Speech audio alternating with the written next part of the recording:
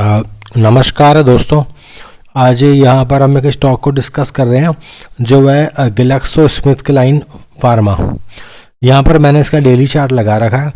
इसके daily chart के अंदर जो है इसकी करंट प्राइस को मैंने येलो कलर से इंडिकेट किया हुआ है।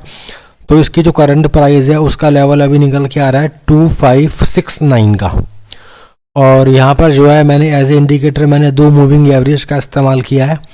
तो यहाँ पर आप देख सकते हो कि ये जो मेरी रेड लाइन है ना, ये जो है 20 की मूविंग एवरेज है जो कि शॉर्ट टर्म की मूविंग एवरेज है।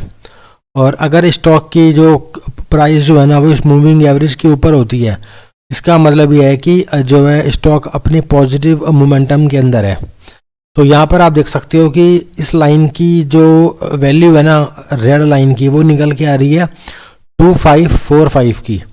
और स्टॉक की जो करंट प्राइस है वो इस मूविंग एवरेज के ऊपर है। इसका मतलब यह है कि स्टॉक अपने पॉजिटिव मोमेंटम के अंदर आ चुका है।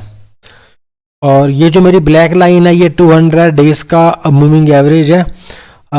अगर स्टॉक की प्राइस जो है इस मूविंग एवरेज के ये नीचे होती है तो ये लाइन काम करती है एक रेजिस्टेंस का। तो यहाँ पर आप देख सकते हो कि इस लाइन की वैल्यू आ रही है 2695। तो अगर यहाँ पर इस स्टॉक की प्राइस अगर ऊपर की तरफ जाती है तो ये जो मेरी 200 डेज का जो EMA है ना वो काम करेगा इसके अंदर एक रेजिस्टेंस का। तो यहाँ पर आपको एक काम करके चलना है कि इस स्टॉक के अंदर इसको किसी भी गिरावट में 20 का जो मूविंग एवरेज है 2545 उसका स्टॉप लॉस लेकर के इसके अंदर खरीदारी करके चलनी है। और आने वाले दिनों में जो है 200 डेज का मूविंग एवरेज इसके अंदर काम करेगा एक रेजिस्टेंस का। और जब ये स्टॉक इस रेजिस्टेंस को पार करके ऊपर आ जाएगा तो आप जो 200 EMA है उसका भी स्टॉप लॉस लेकर के इसके अंदर खरीदारी करके चल सकते हो।